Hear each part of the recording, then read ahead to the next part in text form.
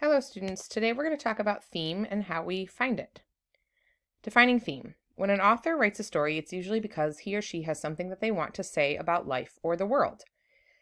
They have a reason for writing the story and for wanting people to read what they have written. In simple terms, the author is trying to tell you something important. A theme is a life lesson, meaning, moral, or message about life or human nature that is communicated by a piece of literature. I want you to take a look at the picture that we have down here. This picture is meaningful because the plot and the story are pretty easy to identify when reading a text.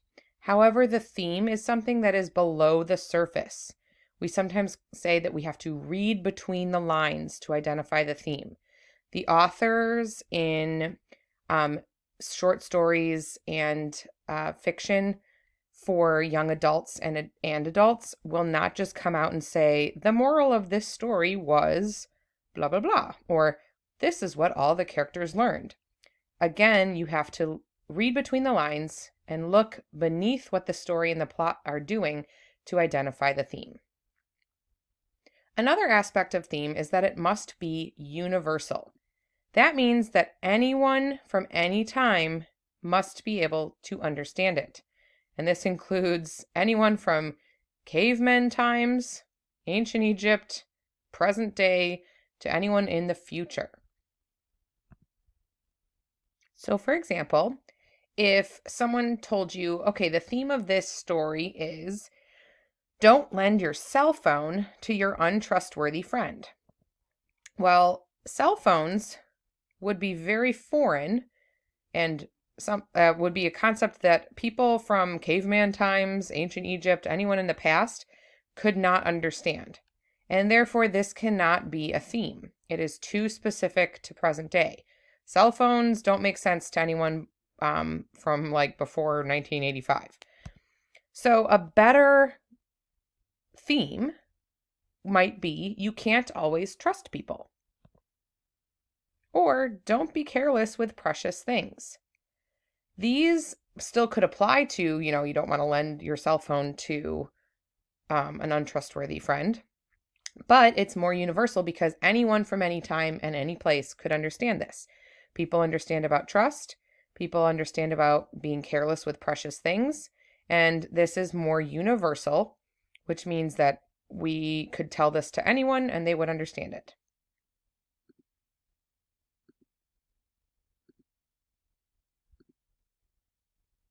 How to identify theme. Themes are written as a sentence rather than a single word.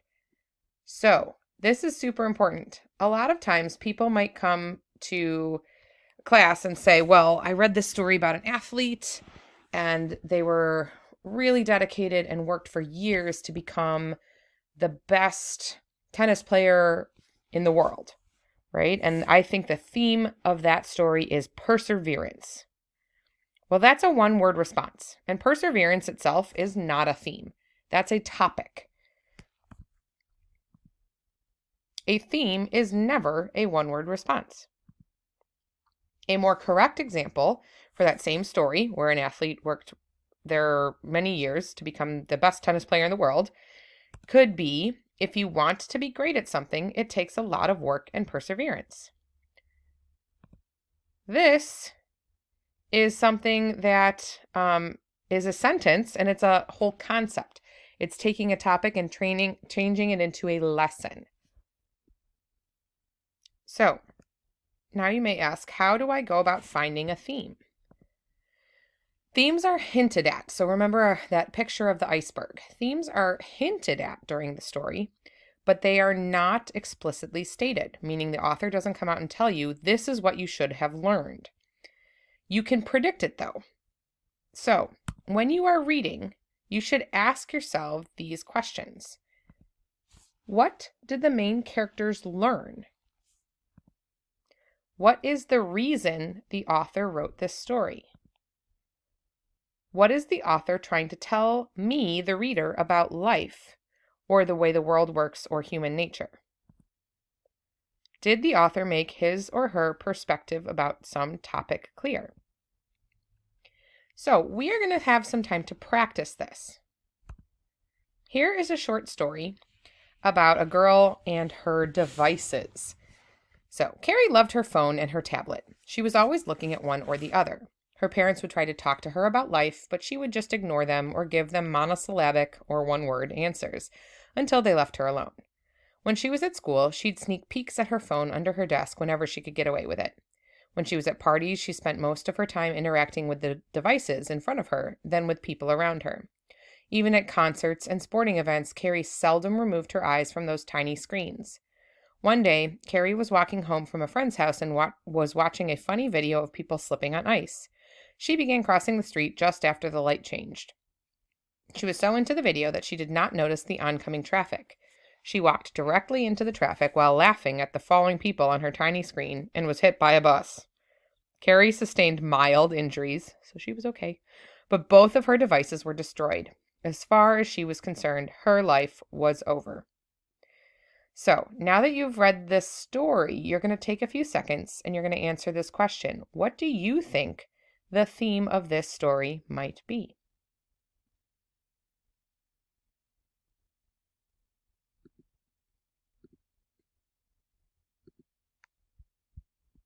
Now that you've had time to think about the theme, let's talk about it. The theme could be practice moderation with everything. That means it's okay to look at your cell phone a little bit, but not all the time. So moderation means making sure you're not going to extremes. It could also be you can get too much of a good thing. Technology can be very good, but it might not be all the time. Safety is more important than entertainment. Carrie obviously learned that when she was hit by a bus.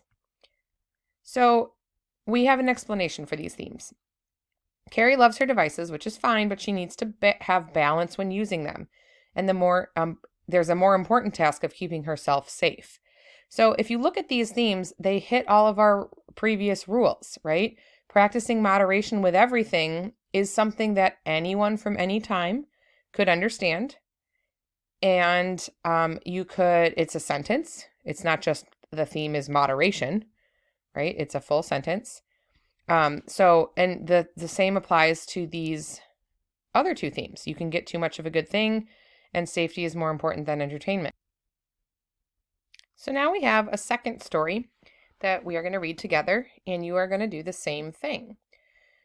You are going to figure out what is a possible theme for this story. Jenny was so excited. She had a pack of Starbursts in her lunch, and she had been looking forward to eating them all morning. Lunch finally came, and Jenny sat down to eat her Starburst when her friend, Kathy, sat next to her. "Let me get the pink ones," asked Kathy. Jenny liked the pink ones the best, but she thought Kathy was funny, and Jenny wanted Kathy to like her, so Jenny gave Kathy all of her pink Starbursts. Before Jenny was done giving Kathy the pink ones, Emily sat down on the other side of Jenny. "Let me get the red and the orange ones, Jenny. Remember that time when I gave you those Snickers?" Jenny didn't remember that, though she did remember when Emily ate a whole Snickers in front of her. But Jenny thought Emily was cool, so she gave her the red and orange Starbursts. Now she only had the yellow ones, and Jenny wasn't so excited about eating her Starbursts anymore. So take a second and think about this. What could be a theme of this short story?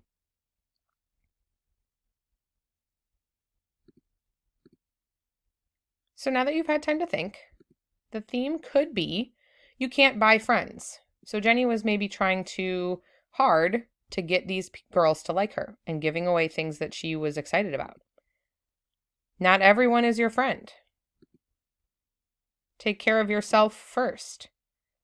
And people will take advantage of you if you let them. So our explanation for this. Jenny really wanted the Starburst for herself, but gave them up in order to try to get other girls to like her. There's a good chance that they are just using her at that moment to get candy. So again, when we look at this, these are universal themes. Anyone from any time and anywhere can understand them. They are not individual topics like friendship, but they have a big life lesson that the author was probably trying to convey.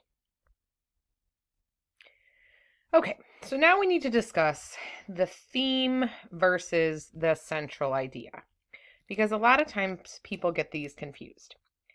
So the difference is the theme is the author's message. So their lesson that they're sending you. The central idea is a statement that tells what the story is about. So, for example, in 7th grade by Gary Soto, the theme could be argued that it's better to be yourself than pretend to be someone you're not, which is a lesson. But the main idea, or the central idea, is that this boy Victor is trying to impress Teresa, and he does so by lying. So again, central idea is literally what is actually happening in the story. So I take things literally. This is a literal what is happening plot-based message. And theme is when you read between the lines and look for a hidden meaning or a hidden message that the author is sending you. So you have to interpret things. It's under the water in our iceberg metaphor. So main idea and theme are related, but they are not the same thing. So let's go back to our story about Jenny and the Starbursts. Again, we have Jenny who is so excited to eat her Starbursts at lunch, but she ends up giving away all the pink ones and then all of the red and orange ones, and she's stuck with the yellow. So here we need to look at what the central idea is versus the theme.